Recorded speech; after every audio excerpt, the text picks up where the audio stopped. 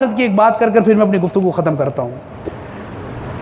اعلیٰ حضرت امام ابو اعظم حنیفہ کا مظہر ہے، کوئی شک نہیں، بالکل سچی بات کر رہا ہوں، اعلیٰ حضرت پہ مبالغہ نہیں کر رہا۔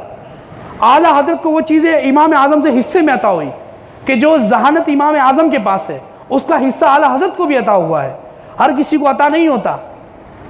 ایک مسئلہ اعلیٰ حضرت کی بارگاہ میں آیا، شوہر نہر وہ دریا میں نہا رہا تھا، دریا چلتے پانی کے حکم میں نا، پانی چل رہا ہوتا دریا کا، کیوں جی ہے کہ نہیں؟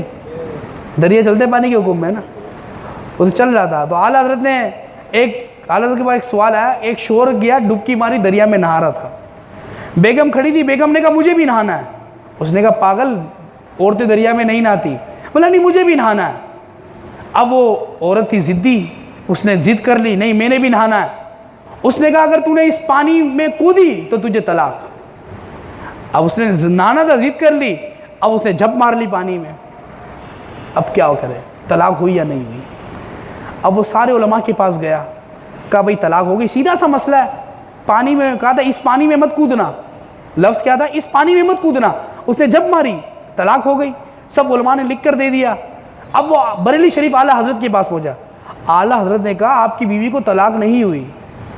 بولے سبحان اللہ، یہ بات تو بڑی حیران کن ہے، لیکن جب میں بھی پڑھ رہا تھا تو سمجھ نہیں آئی، لیکن سمجھ بعد میں آئی۔ پھر فرمایا کیسے؟